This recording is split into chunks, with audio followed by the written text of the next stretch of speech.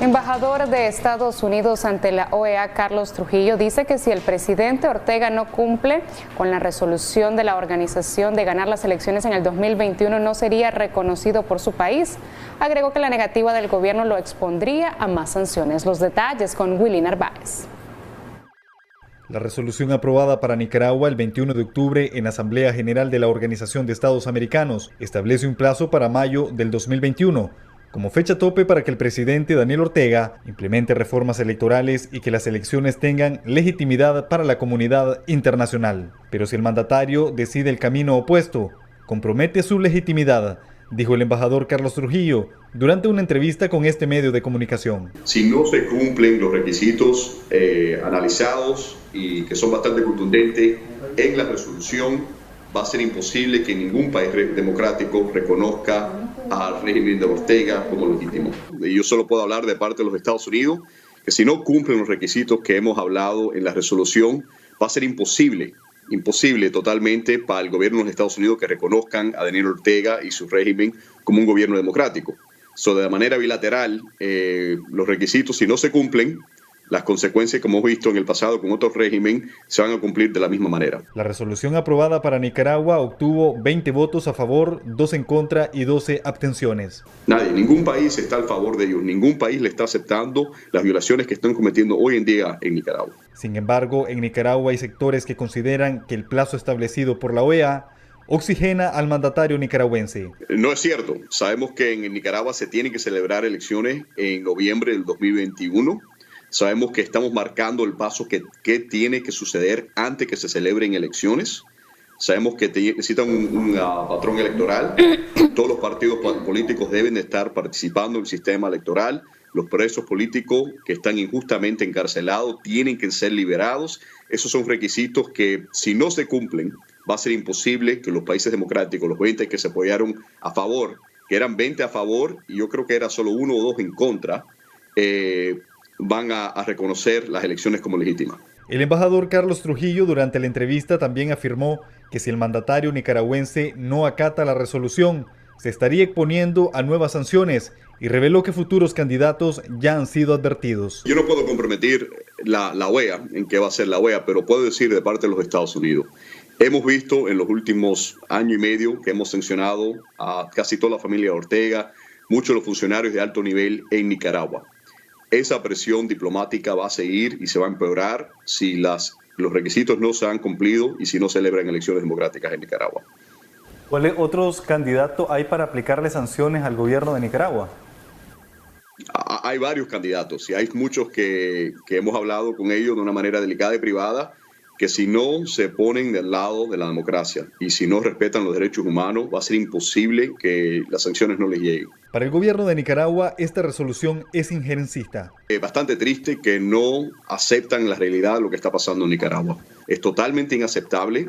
Como siempre, no van a reconocer los males que han hecho en Nicaragua. Como hemos dicho en varias ocasiones, el compromiso de nosotros no son con los partidos políticos ni los actores políticos, es con la democracia.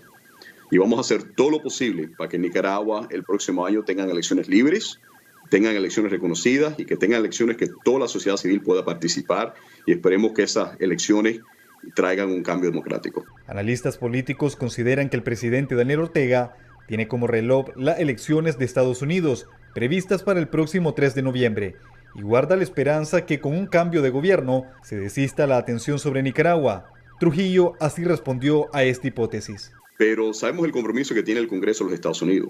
El Congreso no va a cambiar. Los congresistas que siguen ahí, los senadores que siguen ahí apoyando el tema de Nicaragua, no van a cambiar, ni están sujetos a reelección este año.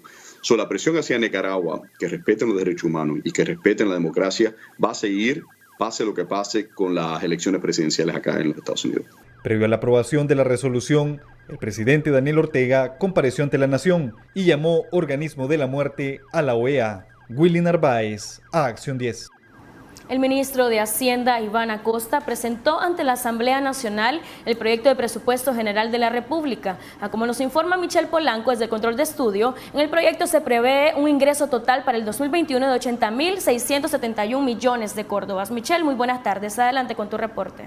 Buenas tardes, Yaosca, y buenas tardes a las personas que nos sintonizan. Efectivamente, el ingreso que ha presentado para el 2021 el ministro de Hacienda, Iván Acosta, es de 80.671.2 millones de córdobas, contrastado con un gasto total de 81.528.8 millones de córdobas, que representan los gastos totales, generando un déficit, decía el ministro de Hacienda, que es considerablemente menor a lo esperado. Escuchamos parte de la exposición que hiciera el ministro de Hacienda en la Asamblea Nacional.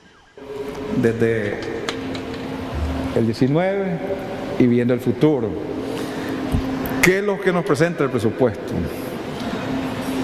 Los ingresos totales del 2021, proyectado para el 2021, es 80.671.2 millones de córdobas,